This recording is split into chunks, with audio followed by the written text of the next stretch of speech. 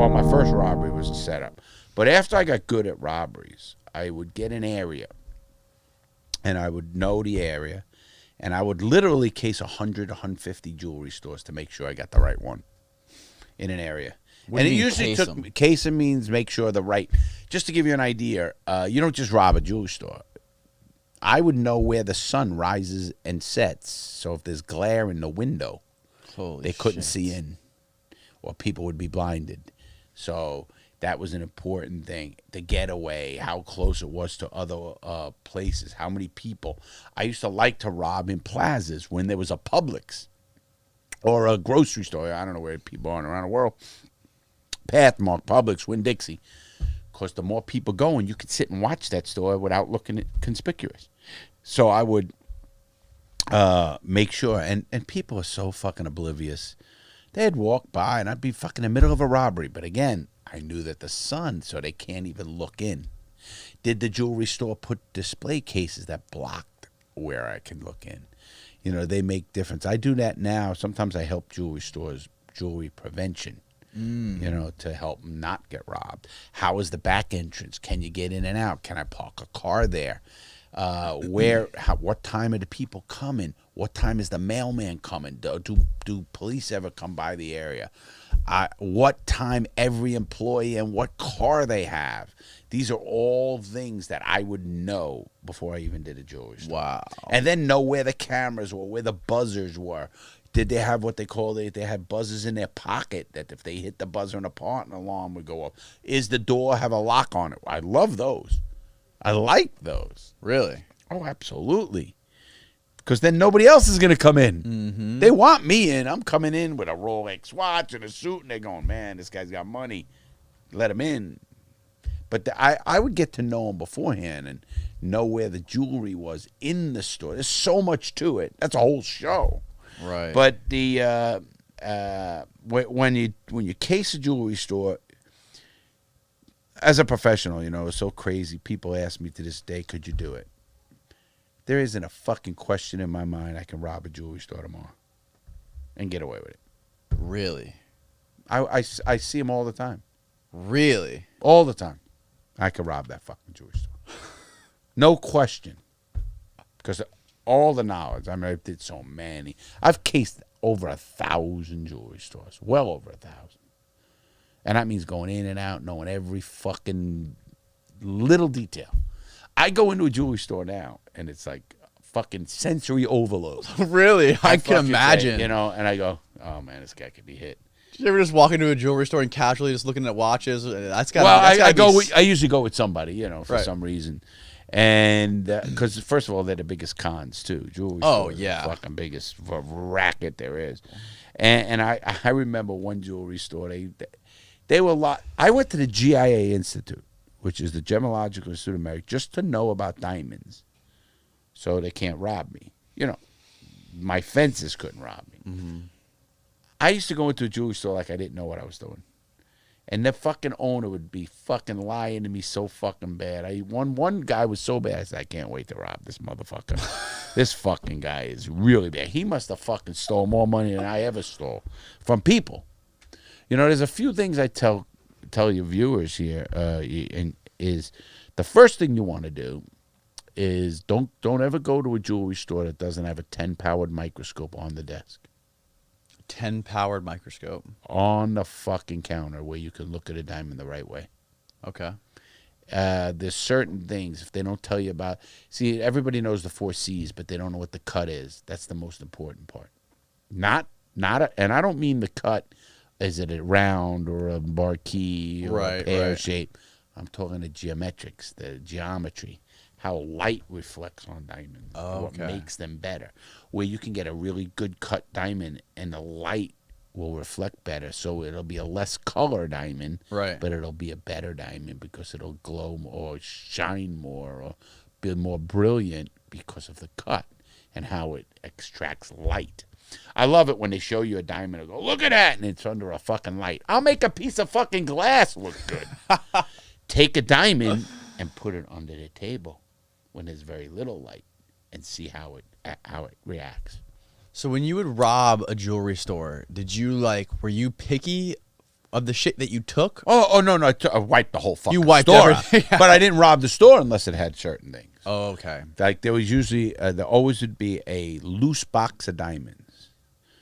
Now the box would be about that big, like a card box, like cards, and it'd be all fucking diamonds, and they're all loose. Right. So there could be a carat to What do they call it? 2.5 Melee diamond. I forget the word is. Melee? Melee? No. Never heard that? No. Maybe I got that from the pawn business. I got a friend who owns a bunch of pawn shops. Well, yeah, he's robbing people every day. Oh, yeah. They're all in the Caribbean, too. Oh, God, he's really robbing motherfuckers. Guy gets off a boat. Oh, yeah. Yeah, but so you those loose stones are what I'm literally calculating that thing in my head when he shows it to me.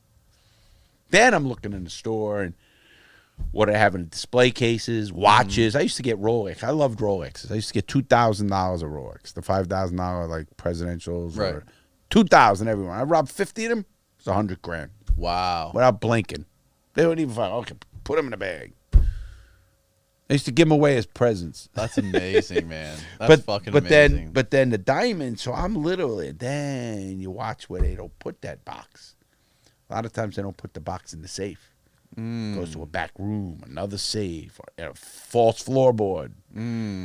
That's their money. That's what I want. I want that because the first question I would ask them, I'm looking for a ring, maybe a little carat. First I had a whole line of shtick. I'd say, I'm in the area. I'm a contractor. I'm in the area. I had a nice suit, Rolex, gold chain, nice diamond bracelets worth fucking $25,000. And I'd say to the guy, I'm in the area. I'm a builder, and I just looking. I'm married 10 years now. When I first got married, I got my wife a little ring. So I want to look at some good rings. He's like, oh, fuck, I got this guy. He's got money. He's in the area. And I'd say, well, what do you have? Anything? I want to maybe have it set. Do you have any loose stones? Oh, hold on. After he sees, they break out that box. I'd say, well, let me start at the 1 carat. Maybe I'll see how small it looks. And I'm watching where he picks it out of that box. So if he picks it over here, okay, and he shows it to me, I look at it and all he bullshit me with the price and the range. Then I go, let's make it a little bigger. If he goes this way, then I know these are all shit. But if he goes the other way and he only goes up a little bit, then I know, those are bigger than 2 carat. So my brain is already calculating that fucking box. Oh, there's $250,000. My end, $250,000. Okay, where are you putting that? And my brain is working so differently as a criminal than like your brain would work. Right. You're not looking and say, I can rob this place. I mean, it was like, holy fuck. So how did it all go wrong for you? What was like the final one? The FBI were great fucking. Oh, really? They caught me. The FBI. Well, the last store robbery, the guy got out. A robbery happened. We didn't know this. They robbed an air conditioner off the unit. It was a plaza. Yeah. Anyway, so some lady heard some commotion, came up to the window and looked in the window and saw us. Then we knew we had to go. Go. Yeah. And we had our plans. Everything was planned. But the owner, got out of his flex cuffs. And I already stole 6 guns out of him. His flex cuffs? Like the wire cuffs. Oh, okay, yeah. Electrical wire things. Okay. He got out of them, and there was another gun. The fucker was a gun nut. Jesus. And he started, we're running out, and all of a sudden, gunshots. And the glass is breaking in front of it. We're running out, and there's glass. He's shooting at us. So listen, now it's already planned. I had every detail planned. I get in the car, and he levels the gun right at my fucking head in the windshield because the car was pulled in straight. I duck. As I duck, the bullet goes through the windshield, gets the top of my head, and I didn't even feel it. But then I see blood coming down my face. But another bullet, he shots twice, or that bullet, my brother ducked, and it went in his back, into his arm. It's still in his arm to this day. Holy still in his arm. Fuck. We showed it online. Jeez. Anyway, and he goes, I'm hit. I go, oh, yeah. And I didn't even know I had the blood trickling down my head until I looked in the mirror. I go, I'll drop you off to the hospital. He goes, no, fuck that. We went back to Brooklyn, where this is in Pennsylvania. So we went back to Brooklyn, And in Brooklyn, we fucking had an apartment, you know, like the mobsters, above the fucking bar, and we had fucking people to change the glass out of the car. We fucking patched my brother up. We cleaned me up. Everything was good. Everything was all good. And after we did that, got him back. But little did we know the FBI flooded the area. See, I didn't know the FBI was on me that big. Oh, they were already on you, huh? Yeah, for 6 years the guy was on me. Jeez. Matt Mullins, 6 fucking years. Good guy too, nice guy. Yeah? Yeah, no hard feelings. And they flooded the area. They got me, and they ended up getting footage. They even had footage of me buying a cup of fucking coffee at a Wawa store. That's how much they confiscated every camera within like a mile or 2 miles of that fucking area. You know, every gas station I might have went to, every fucking thing. They went to every jewelry store that I might have cased, and they got a lady go, "Oh, there was a nice guy in here." And I got his plate number because I was going to sell him a ring. I didn't even rob that store. And then they still didn't have me because I had the guy who worked for me was a fat guy. Yeah. He was 350 pounds. Yeah. I wasn't 350.